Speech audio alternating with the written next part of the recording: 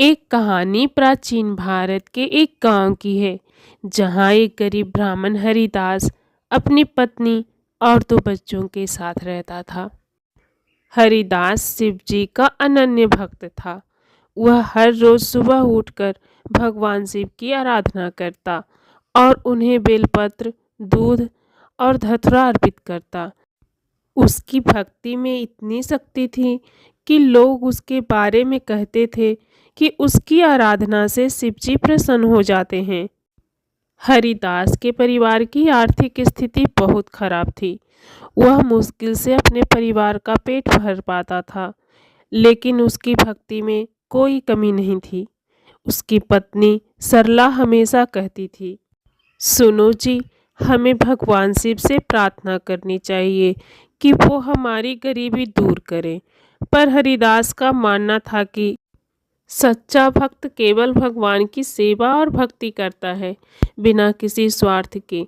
एक दिन गांव में सूखा पड़ गया, फसलें बर्बाद हो गई और लोग भूखमरी का सामना करने लगे। हरिदास का परिवार भी इस संकट से अछूता नहीं था, लेकिन हरिदास ने अपने भगवान शिव की भक्ति में कोई कमी नहीं आने दी। हर रोज की तरह शिव मंदिर जाता और पूरी श्रद्धा से पूजा करता। एक रात जब हरिदास गहरी नींद में था, उसे सपना आया। उसने देखा कि भगवान शिव स्वयं उसके सामने प्रकट हुए हैं। शिव जी ने कहा, हरिदास, तुम्हारी भक्ति और समर्पण से मैं अत्यंत प्रसन्न हूँ। तुम्हारे परिवार की कठिनाइयाँ शीघ्र ही समाप्त हो जाएगी। तुम्हें कल सुबह नदी के पास एक काला पत्थर मिलेगा। उस पत्थर को तुम घर ले आना। इतना कहकर शिवजी अंतर्ध्यान हो गए। सुबह होते ही हरिदास ने अपनी पत्नी को यह सपना बताया। सरला ने कहा, भगवान शिव ने तुम्हें दर्शन दिए हैं। यह हमारे लिए बहुत बड़ा आशीर्वाद है। चलो जल्दी से नदी के पास चलें। वे दोनों नदी के पास गए और सचमुच वहां उन्हें एक काला पत्थर मिला। हरिदास ने पत्थर को उठाया और घर ले आया। घर पहुंचकर उन्होंने देखा कि पत्थर के भीतर से हल्की हल्की रोशनी निकल रही है। हरिदास ने जैसे ही पत्थर को भगवान शिव के चरणों में रखा, वह पत्थर सोने का बन गया। हरिदास और सरला की आंखों में आंसू आ गए। उन्हें समझ में आ गया कि भगवान शिव ने उनकी भक्ति की परीक्षा ली थी और अब उन्हें उनका फल मिल गया है। उस सोने से उन्होंने अपने कर्ज चुकाए, नए कपड़े और खाने पीने का सामान खरीदा। लेकिन सबसे महत्वपूर्ण बात यह थी कि हरिदास की भक्ति और भी गहरी हो गई। उसने अधिकांश धन गांव के विकास और गरीबों की मदद के लिए समर्पित कर दिया। हरिदास की यह भक्ति हमें सिखाती है कि सच्ची भक्ति में बहुत शक्ति होती है। तो दोस्तों, कैसी लगी आपको ये कहानी? कहानी अच्छी लगी हो तो वीडियो को लाइक कीजिए, शेयर कीजिए और आपने अभी तक हमारे चैनल को सब्सक्राइब नहीं किया है तो सब्सक्राइब जरूर कर लीजिए। धन्यवाद। प्राचीन काल की बात है। किसी नगर में एक बूढ़ी माई रहती थी। वो सूर्य भगवान की भक्त थी। वह प्रत्येक रविवार को सुबह उठकर स्नान आदि करके अपने घर के आंगन को गोबर से नीपकर स्वच्छ करती। उसके बाद सूर्य भगवान की पूजा करती, फिर भोजन तैयार करती और भगवान को भोग लगाकर उसके बाद खुद खाती। सूर्य देव की कृपा से उसे किसी प्रकार की कोई चिंता और कष्ट नहीं था। धीरे धीरे उसका धन धान्य से भरता गया। बूढ़ी माई की एक पड़ोसन थी जो बूढ़ी माई को खुश देखकर उससे बहुत जलती थी। बूढ़ी माई के पास कोई गाय नहीं थी, इसलिए रविवार के दिन अपना घर नीपने के लिए वह अपनी पड़ोसन के आंगन में बंधी उसकी गाय का गोबर लाती थी। एक दिन बूढ़ी माई अपनी पड़ोसन के घर गाय का गोबर मांगने के लिए गई। अरे बुढ़िया, तो फिर आज गोबर मांगने आ रही है? मेरे यहाँ से गोबर ले जाकर ना जाने क्या करती है। आज तो मैं ना दूंगी इस बुढ़िया को गोबर। बहन, थोड़ा गाय का गोबर मिलेगा क्या? आज रविवार है और मुझे आंगन नीपकर सूर्यदेव की पूजा करनी है। माँ जी, गोबर तो अब नहीं मिल पाएगा। पर ऐसा क्यों? क्योंकि अब गाय नहीं रही, उसे बेच दिया हमने। गाय दूध अच्छे से देती नहीं थी, ऊपर से उसका खाद पानी का सारा बोझ पड़ गया था, तो इसीलिए बेच दिया। अब खाली गोबर के लिए तो गाय पालेंगे नहीं, है ना। बूढ़ी माई सब समझ गई थी। उसके पड़ोसन जानबूझकर उसे गोबर नहीं दे रही है, लेकिन वो बिना कुछ कहे वहां से चली जाती है। हे सूर्य भगवान, गोबर ना मिलने की वजह से मैं अभागन तेरी पूजा ना कर सकी, मुझे क्षमा करना। रविवार को गोबर न मिलने से बूढ़ी माई अपना आंगन नहीं नीप सकी।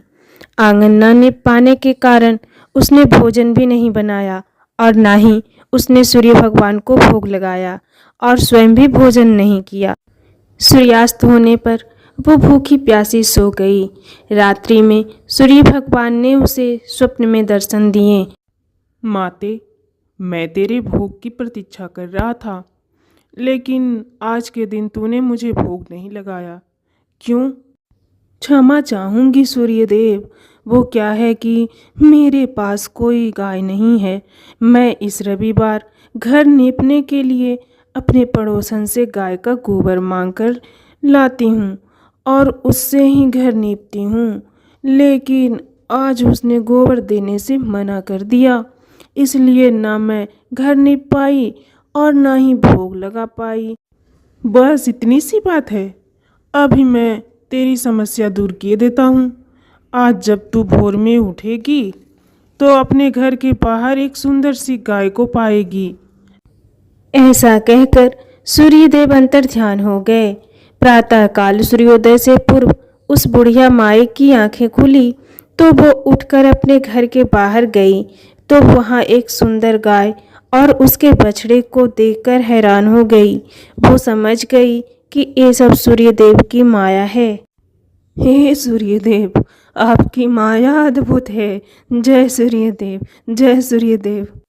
ऐसा कहकर बूढ़ी माई वापस अपने घर में चली जाती है। उसी समय वहां से उसकी पड़ोसन गुजर रही थी। उसकी नज़र उस गाय और उसके बछड़े पर पड़ी। हे राम, ये सुंदर सी गाय बुढ़िया के घर में क्या कर रही है? तभी गाय ने सोने का गोबर किया। गोबर को देखकर उसकी आंखें फटी की फटी रह गई। ये क्या जादू है? ये तो गाय सोने का गोबर कर रही है। पड़ोसन ने उस बूढ़ी माई को आसपास ना पाकर तुरंत उस गोबर को उठाया और उसे अपने घर ले गई तथा अपने गाय का गोबर वहां रख आई। गाय प्रतिदिन सूर्योदय से पूर्व सोने का गोबर किया करती थी। अब पड़ोसन रोज सुबह जल्दी उठ जाती थी और बूढ़ी माई के गाय के गोबर करने का इंतजार करती और बूढ़ी माई के उठने के पहले पड़ोसन उस गोबर को उठाकर ले जाती थी। बूढ़ी माई को सोने के गोबर के बारे में कुछ पता ही नहीं था। सोने के गोबर से पड़ोसन कुछ ही दिनों में धनवान हो गई। बूढ़ी माई पहले की तरह हर रविवार को सूर्यदेव का व्रत करती रही और कथा सुनती रही। एक रात सूर्यदेव ने तेज आंधी चलाई, जिसके कारण बूढ़ी माई ने गाय को घर के अंदर बांध दिया। गाय के अंदर बंधे होने की वजह से उस दिन पड़ोसन उसका गोबर नहीं उठा पाई। भोर में जब बूढ़ी माई गाय के पास आई तो जमीन पर सोने का गोबर पाया देख बूढ़ी माई के आश्चर्य का कोई ठिकाना नहीं रहा। ये क्या? एक गाय तो सोने का गोबर देती है, लेकिन आज तक मैंने सोने का गोबर नहीं देखा। हो न हो ये मेरी पड़ोसन की ही काम है। वो इस गाय का गोबर चुरा ले जाती होगी और अपनी गाय का गोबर यहाँ रख देती होगी। अच्छा किया मैंने इसे आज घर के अंदर बांध दिया, वरना इस बात का तो मुझे कुछ पता ही नहीं चलता। अब से मैं इस गाय और बछड़े को घर के अंदर ही बांधूंगी। उस दिन के बाद बूढ़ी माई गाय को घर के अंदर बांधने लगी। सोने के गोबर से बूढ़ी माई कुछ ही दिनों में धनी हो गई। अब पड़ोसन पूरी तरह जल भुन गई। ये बुढ़िया अब समझ चुकी है कि इसकी गाय सोने का गोबर देती है, इसलिए वो अब गाय को घर के बाहर नहीं रखती है। ठीक है, मेरे से होशियारी, लेकिन इस बुढ़िया को ये नहीं पता कि मैं इससे ज़्यादा होशियार हूँ। अगर इस गाय का फ़ायदा मैं नहीं उठा पाई तो उसे भी नहीं उठाने दूंगी। आज ही मैं जाकर ये बात राजा को बताऊंगी। पड़ोसन दौड़ी दौड़ी राजा के पास जाती है। राजा की जय हो। बताइए, आपके यहाँ आने का क्या कारण है? राजा जी, कारण तो केवल एक गाय है। कैसी गाय? राजा जी, आज मैंने एक ऐसी गाय देखी है जिसके बारे में जितना बोलूं उतना कम है। सुंदरता आंखों को मोह ले और गुण ऐसे कि रंग को भी राजा बना दे। एक गाय कोई मामूली गाय नहीं है, बल्कि वो गाय सोने का गोबर देती है। सोने का? हाँ राजन, सोने का गोबर देने वाली गाय। ये गाय तो आपके राजमहल में ही होनी चाहिए, न कि उस बुढ़िया के घर में। देखो, अगर ये तुम्हारी बात झूठी निकली तो अच्छा नहीं होगा। महाराज, अगर बात झूठी निकली तो आप जो चाहे वो सजा देना मुझे। ठीक है सैनिकों, इनके बताए पते पर जाओ और जाकर उस गाय को मेरे पास लेकर आओ। राजा ने अपने सैनिकों को बूढ़ी माई के गाय लाने का आदेश दिया। सैनिक उस बूढ़ी माई के घर पहुंचे। उस समय वो सूर्यदेव को भोग लगाकर स्वयं भोजन ग्रहण करने बैठी थी। राजा के सैनिकों ने गाय को अपने साथ महल की ओर ले चले। बूढ़ी माई ने सैनिकों से गाय को न ले जाने की प्रार्थना की। बहुत रोई चिल्लाई, लेकिन राजा के सैनिक नहीं माने। गाय के चले जाने से बूढ़ी माई को बहुत दुख हुआ। दूसरी ओर गाय को देखकर राजा बहुत खुश हुआ। उस रात राजा सो रहा था, तभी उसके सपने में सूर्यदेव आए और कहा, राजन, जो गाय तुम लेकर आए हो वो गाय मैंने उस बुढ़िया को वरदान स्वरूप दिया है। वो बुढ़िया हर रविवार को मेरी पूजा करती थी। इससे प्रसन्न होकर मैंने उसको वरदान दिया था। मेरे वरदान पर तुम्हारा कोई अधिकार नहीं है, इसलिए उस गाय को सम्मान सहित उस बुढ़िया को लौटा दो। तुम्हारे लिए यही बेहतर होगा। अगली सुबह राजा उठा, तभी उसने देखा कि सारा महल गोबर से भरा था। हर तरफ बस गोबर और बदबू। ये देखकर राजा को सूर्यदेव की बात याद आई। उसने तुरंत कुछ सैनिक बूढ़ी माई के पास भेजे और बूढ़ी माई को महल में बुलवाया। उससे अपने किए की माफी मांगी और गाय को उस बूढ़ी माई को सौंप दिया। वहीं उस पड़ोसन को दंड दिया। उसके बाद राजा के महल में गंदगी दूर हुआ और बूढ़ी माई खुशी खुशी रहने लगी। और राजा ने ये घोषणा करवाई कि आज से नगर में हर स्त्री रविवार को गाय के गोबर से घर नीपेंगे और सूर्यदेव की पूजा करेंगे। अगर आपको ये कहानी पसंद आए तो वीडियो को लाइक कीजिए, शेयर कीजिए और अभी तक आपने हमारे चैनल को सब्सक्राइब नहीं किया है तो सब्सक्राइब अवश्य कर लीजिए। धन्यवाद। कमलेश के पास काफी सालों से एक गौरा नाम की गाय थी, जिसने उसकी गरीबी में काफी ही साथ दिया। जब कमलेश गरीब था तब गौरा ने उसे बाल्टी भर भर के दोनों वक्त दूध दिया, जिसे बेचकर कमलेश अब काफी अमीर हो चुका था। लेकिन अब वक्त ऐसा आ गया था कि गौरा अब काफी ही बूढ़ी हो चुकी थी, तो अब वो ना ही दूध दे सकती थी और ना ही बच्चे। लेकिन गौरा की ये दो बेटियां कोमल और सोनल अपनी माँ का फर्ज निभाते हुए कमलेश को काफी अच्छा खासा दूध देती थी, जिससे कमलेश अभी भी अपना व्यापार अच्छे से चला पा रहा था। मेरी प्यारी बच्चियों, मुझे तुम पर गर्व है कि तुम मालिक को अभी भी अच्छा खासा दूध देती हो। मैं तो अब बूढ़ी हो चुकी हूँ, मुझे तो मालिक अब ऐसे ही ढो रहे हैं। न तो मैं दूध दे सकती हूँ, न ही बच्चे। मैं तो मालिक पर अब बोझ बन चुकी हूँ। ऐसा क्यों कर रही हो माँ? आपने जो गरीबी में मालिक के लिए किया है वो हम दोनों मिलकर भी नहीं कर सकते। आप मालिक के लिए कभी भी बोझ नहीं बन सकती। आपने उनके लिए बहुत कुछ किया है। हाँ, तो मालिक भी मेरे लिए बहुत कुछ कर रहे हैं। वो खामखा ही मेरा बोझ ढो रहे हैं। अगर मालिक चाहते तो कब का मुझे कसाई के हाथों बेच देते, लेकिन मालिक ने ऐसा नहीं किया।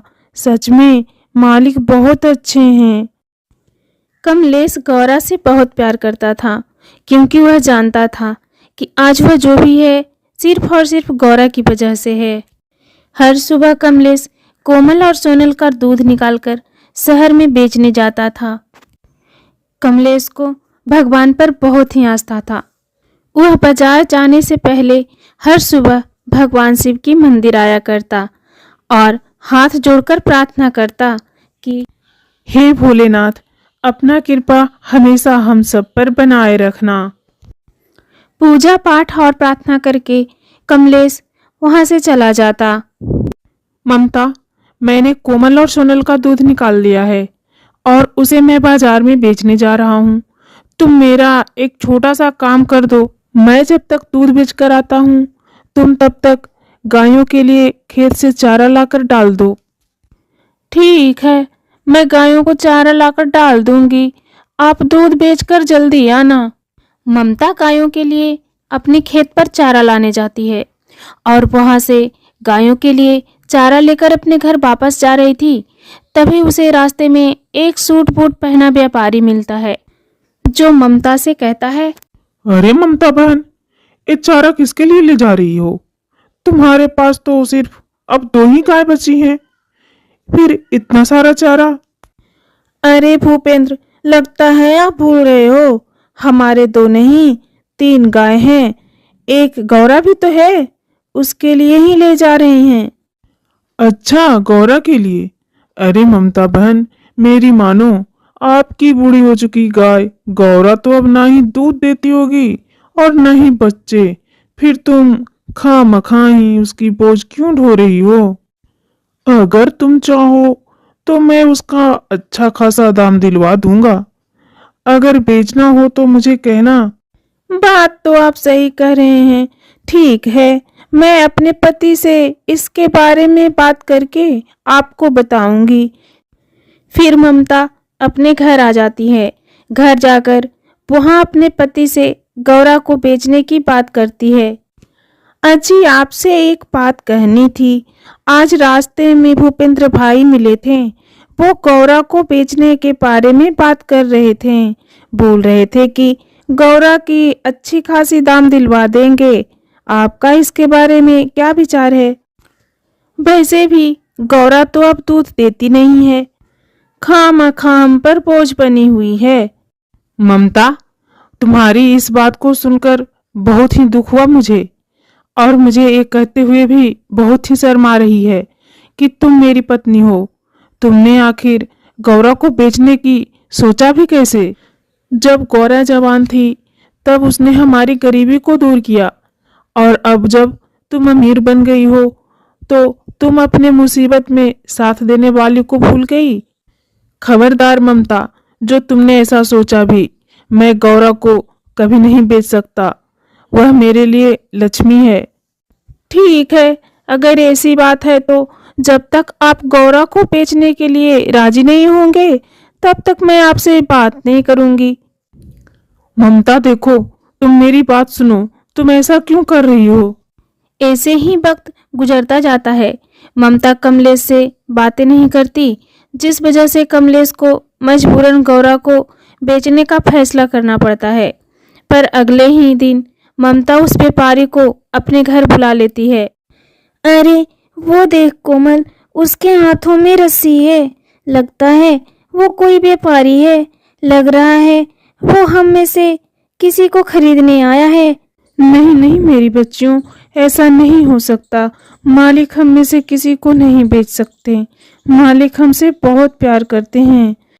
हाँ माँ, आप सही कह रहे हो। ऐसा ना हो तो ही सही है, वरना हम में से कोई एक भी अलग हो गया तो हम तो जी ही नहीं पाएंगे। तभी व्यापारी ममता को पैसे देता है, जिसे देखकर ममता खुश हो जाती है।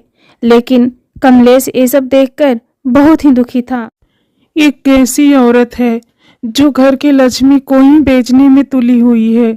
मुझे माफ कर देना गौरा, मैं ना चाहते हुए भी तुम्हें बेचने पर मजबूर हो गया हूँ। मुझे माफ कर देना। कमलेश की ये बातें सुनकर तीनों गायों को बहुत बड़ा झटका लगता है। देख लिया ना माँ, आप कहती थी ना कि मालिक आपको कभी नहीं बेचेंगे, तो मालिक ने क्या किया? आपको व्यापारी के हाथों बेच दिया। आपने गरीबी में कितना साथ दिया है उनका। अब यह व्यापारी आपको कसाई के हाथों बेच देंगे। कल को हम भी बूढ़े हो जाएंगे तो हमें भी मालिक कसाई के हाथों बेच देंगे। सच में माँ, इंसान बहुत मतलबी होते हैं। जब उनका काम निकल जाता है तब हम जानवरों के साथ ऐसा ही करते हैं। मुझे कुछ समझ नहीं आ रहा। तुम लोगों से ज़्यादा सदमा तो मुझे पहुंचा है। आखिर मालिक ऐसा क्यों कर रहे हैं? फिर वह व्यापारी गौरा को अपने घर ले जाता है और घर ले जाकर उसे खूब खिलाता पिलाता है। लेकिन गौरा तो मन ही मन ये जान रही थी कि उसे खूब खिलाकर एक दिन कसाई के हाथों बेच देगा। एक दिन गौरा व्यापारी और कसाई के बीच हो रही बात को सुन लेती है। ए लीजिए साहब, आपके पैसे। मैं इस गाय को कल आकर ले जाऊंगा, ठीक है ना? ठीक है, चलता हूँ। उसी रात की बात है। कमलेश की पत्नी ममता के सपने में भगवान सी बातें हैं। ममता, ओ ममता, तुम्हारी गाय गौरा कहाँ है? अरे शिव जी, आप मेरे सपने में? मैं तो धन्य हो गई। गौरा को तो मैंने कुछ समय पहले एक व्यापारी के हाथों बेच दिया। तुमने बहुत ही गलत किया। गरीबी में गौरा ने तुम्हारा कितना साथ दिया, तुम्हें अपना दूध देकर तुम्हें कितना अमीर बनाया। पर जब उसे तुम्हारी सबसे ज्यादा जरूरत थी तो बुढ़ापे के समय में तुमने उसे बेच दिया। तुम्हें पता है, उस व्यापारी ने गौरा को एक कसाई के हाथों बेच दिया है। ममता, तुम्हारे पास अभी भी समय है, गौरा को बचा लो। मुझे माफ कर दीजिए शिव जी, आपने मेरी आंखें खोल दी। मुझसे बहुत बड़ा पाप होने से बच गया। मैं कल ही गौरा को जाकर उस व्यापारी के यहाँ से ले आऊंगी। अगली सुबह होते ही ममता ने कमलेश से अपने सपने के बारे में बताया। ममता, मैंने तो पहले ही कहा था तुम ऐसा मत करो। गौरा ने हमारे लिए कितना कुछ किया था और तुमने उसे मेरे हाथों भिजवा दिया। तुमने अपने साथ साथ मुझे भी बहुत बड़ा पाप का भागीदार बना दिया। अब जल्दी चलो, हम गौरा को वापस ले आते हैं, वरना ना जाने गौरा का क्या हाल होगा। फिर वह दोनों उस व्यापारी के पास जाते हैं जिनसे उन्होंने गौरा को बेचा था। अरे भूपेंद्र जी, गौरा कहाँ है? मुझे मेरी गौरा वापस दे दीजिए। मैं आपको उसके सारे पैसे वापस दे दूंगा। मुझे मेरी गौरा को नहीं बेचना। लेकिन मैंने तो उसे कल ही एक कसाई को बेच दिया। अब मैं तो गौरा को वापस नहीं ला सकता। लेकिन अगर तुम्हें गौरा वापस चाहिए तो तुम कसाई के पास जाकर उसे वापस ले सकते हो। फिर वह दोनों जल्दी जल्दी कसाई के पास जाते हैं। अरे, आपने जो गाय कल भूपेंद्र भाई से खरीदी है, वह गाय कहाँ है? क्यों भाई, तुम्हें उस गाय से क्या मतलब? मैंने उसे खरीद लिया है। तुमने उसे खरीद लिया, उससे क्या? मैं उसे वापस खरीदना चाहता हूँ। बताओ कहाँ है मेरी गाय? तुम्हारी गाय तो मेरे पास ही है, लेकिन मैं कुछ देर बाद उसे बाजार ले जाने वाला हूँ। खबरदार, तुमने उसे कहीं भी ले जाने की बात की तो तुम्हें जितना भी पैसा चाहिए मैं तुम्हें दूंगा। तुम मेरी गौरा को मुझे वापस कर दो। ठीक है, मुझे तो पैसे से मतलब है, लेकिन उसके अब दुगने पैसे लगेंगे क्योंकि उसे चारा भी तो खिलाया है मैंने। फिर कमलेश ने कसाई को दुगने पैसे देकर गौरा को वापस अपने घर ले गया। गौरा को अपने पास देखकर कोमल और सोनल बहुत ही खुश हुए। उनके जान में जान आई। फिर कमलेश और उनकी तीनों गाय खुशी खुशी रहने लगे और कमलेश का दूध का व्यापार अच्छे से चलता रहा। फिर ऐसे ही एक दिन कमलेश और ममता ने भगवान शिव को धन्यवाद करने के लिए मंदिर गए और भगवान को धन्यवाद किया। अगर आपको ये कहानी पसंद आए तो वीडियो को लाइक कीजिए, शेयर कीजिए और अभी तक आपने हमारे चैनल को सब्सक्राइब नहीं किया है तो सब्सक्राइब जरूर कर लीजिए। धन्यवाद।